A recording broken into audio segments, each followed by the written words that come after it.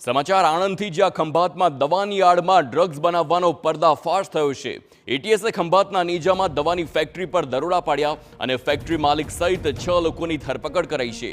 Green life ઇન્ડસ્ટ્રીઝમાં દવાની આડમાં drugs બનાવવામાં આવી રહ્યું હતું। ફેક્ટરીમાંથી ગેનની દવા બનાવવાનું રો મટીરિયલ મળી આવ્યું છે।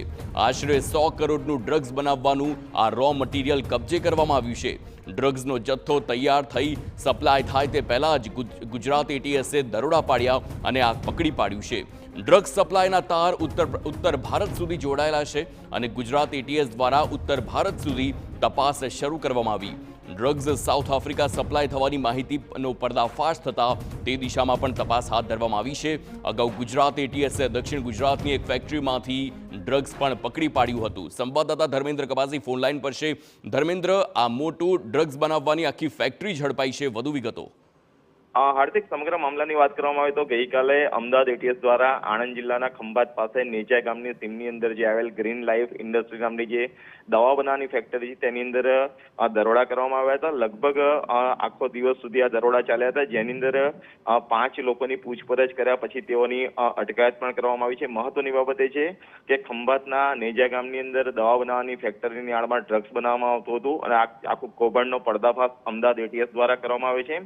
જે લોકોની ધરપકડ કરવામાં આવી છે તેમની પૂછપરછ પણ હાથ ધરવામાં આવી છે, જેની અંદર પ્રાથમિક પૂછપરછની અંદર જે માહિતી સામે આવી છે જેમાં ગેનની ગોળી બનાવવામાં જે રો મટીરિયલની આડમાં ડ્રગ બનાવવામાં આવતું હતું। અંદાજિત 100 કરોડનું ડ્રગ્સ બનાવવાનો જે રો મટીરિયલ છે તે કબજે કર્યો હોવાની સૂત્રો તરફથી માહિતી મળી રહી છે। જો કે અધિકારિક તરફથી 12 કલાકે અમદાવાદ એટીએસ ખાતે પ્રેસ કોન્ફરન્સ રાખવામાં આવી છે। ગુજરાત એટીએસ દ્વારા ઉત્તર ભારતમાં પણ તપાસ શરૂ કરવામાં આવી છે, કારણ કે આ ડ્રગ્સ સપ્લાયના તાર ઉત્તર ભારત સુધી જોડાયા હોવાની પ્રાથમિક માહિતી મળી રહી છે। બીજી તરફ જે ડ્રગ્સ છે તે સાઉથ આફ્રિકા સપ્લાય કરવામાં આવનાર હતું અને તેનો પર્દાફાશ થયો છે, જેથી 12 વાગે જે પ્રેસ કોન્ફરન્સ કરવામાં આવશે ત્યાર પછી વધુ વિગતો સામે આવી શકે છે। હાર્દિક, આભાર ધર્મેન્દ્ર સમગ્ર માહિતી બદલ।